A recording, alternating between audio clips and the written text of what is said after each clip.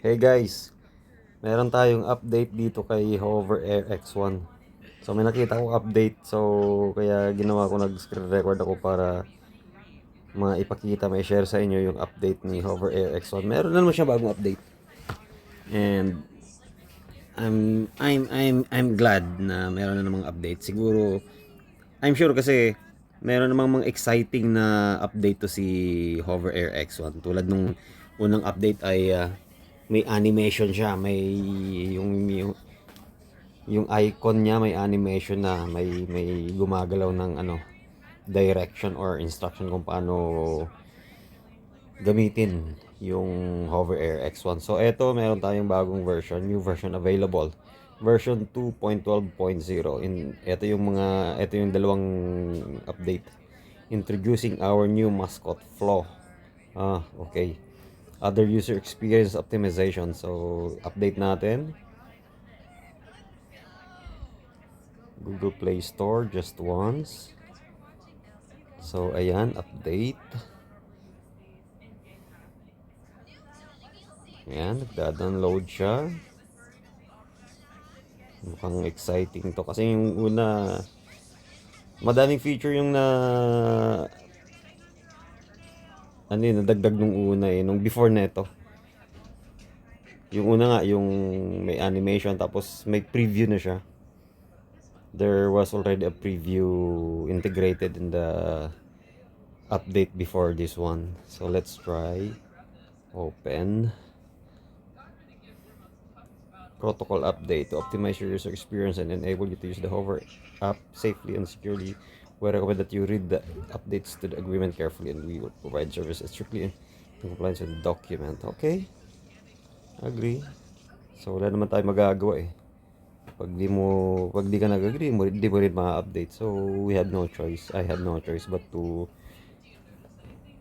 click or tap agree. So update available. Optimize Dolly Truck performance. Wow, ano kayo na bago dito sa Dolly Truck? Tetest ko nga to bukas. Other user experience optimizations. Wow, eto Dolly Truck. I am excited to try this new update for Dolly Truck tomorrow. Update. Okay, connecting to Hover's Wi-Fi.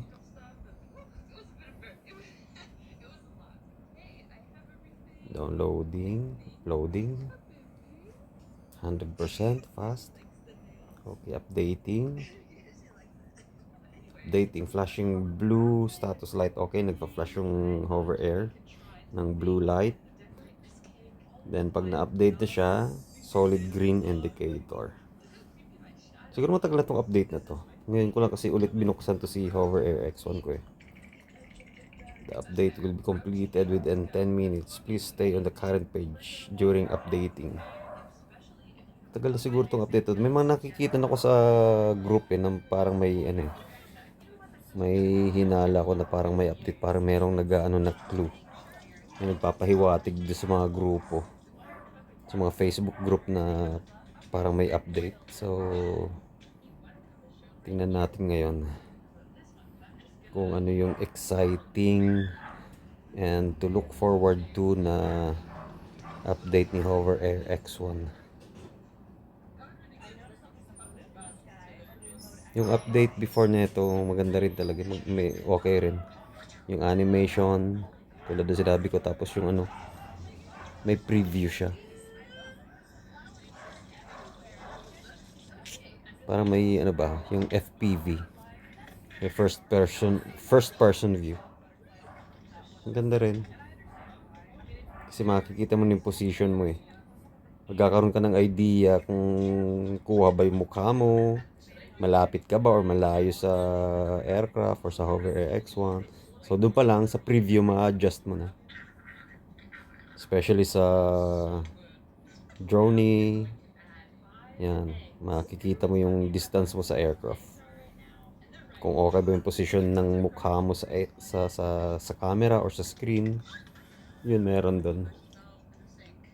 Okay, hover is restarting. If it is not turned on after a minute, 1 minute, please press and hold the power button to turn it on. Okay, nag-ano na siya. Solid green yung light niya. And then nag-blink once.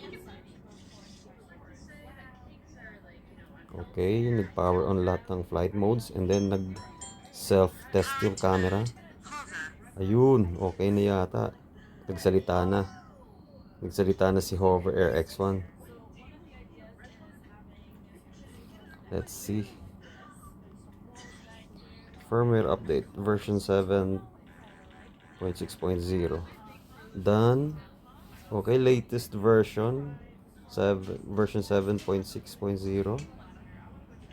I think okay na. So tingnan natin. Exit muna tayo dyan. Then balik tayo dito. Oops, nag-blue. Yung ilaw, reload. Tingnan natin yung connection natin. Kung naka-connect pa rin tayo sa Hover Air. Let's see the Wi-Fi connection. Hanapin natin si Hover Air. Oh, hindi yan. Let's see. Saan si Hover Air? Hover Air. Hover. Ayun. Dito. Hover. Hover setting. Ano yung sabi doon sa Dolly Track? Ano bang meron sa Dolly Track? Ano bang nabago? Let's find out. Tingnan muna natin dito. Connect muna natin yung phone natin kay Hover Air.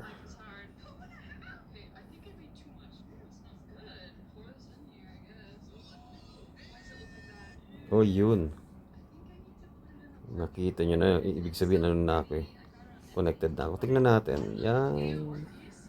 Ayun oh. Ito, smart preview. Meron oh. So, meron ng smart preview. Yan sinasabi ko sa inyo. Diba tapos taga-mano mo na rin yung setting oh. Sa preview. Gagalaw mo na rin yung ano, yung gagalaw mo na rin yung setting sa preview. Nice. Then video. Ano ba? Photo. Land. Galing oh. Tap here to shoot. Ayan, kung mag-uumpisa ka mag-ano. Tingnan na lang natin. Test lang to. Ayan. Ito na to, photo. Photo. Yun. Video. Ganun din. Tap here to shoot. Ito yung mga update niya. May preview na nga. Ganda nga. Parang mas na-enhance pa yung ano niya. Kumukuha na ng video. Okay. Stop natin. Mas lalo pang na-enhance yung ano niya eh. Tapos may ano pa siya, may icon na mic. Tingnan natin, tap na nga natin to kung may mangyayari. Wala. Tapos, yun, mas lalo na-enhance yung mga update niya. Previously may update, tapos mas na-enhance yung mga feature niya sa update na to, sa version na to. Mas na-update, tapos manual control. Let's see. After selecting the shooting mode, tap here to start shooting. Got it. Ayun no. Galing ah. Backward, forward. Up. Gimbal. Ayun eh. Galing ah. Nakikita nyo dyan ah. Nasa screen record to. Panigurado nakikita nyo to. Galing ah. Before wala to. Wala tong anong to. Photo. Burst. Ayun ah. Setting. Nagagalaw nyo na setting. Wow. Towards me. What's towards outside? Ayos ah. Yan oh, may virtual remote siya oh. May virtual joysticks. Galing ah. In fairness. Ayan oh, smart preview and manual control. Flight modes, tingnan natin. Yun ang nabago. Yung icon niya oh. Si Flo. Bago yung itsura niya. Merong ano na siya, may ano na siya. May propeller sa ulo. Yan na bago. So, mamaya ko na or later ko na to i-explore. Papahagingan ko lang to guys. Para maipakita sa inyo, may share sa inyo yung ano. Yung bago na update. Mga features niya, dolly track, yan. Ito yata yung yan eh. Skilled. Ayan no. Hover, zoom, follow, orbit, bird's eye, snapshot. Ah, bago to ah. Snapshot. Ah, ito yung sa ano. Ito yung sa dolly track. Yung, ano siya, option.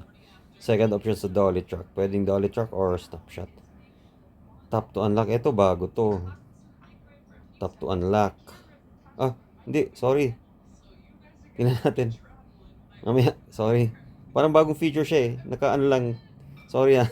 Tap to unlock. May parang ano to eh. Yung mga ibang ano niya, flight modes na hindi ko pa nagagamit. So, ayan. Kailangan nakakonect sa internet. Mamaya, sorry. New, ayan no. Tap to unlock. My bad. Yan. Flight mode. So, nabago yung ano niya.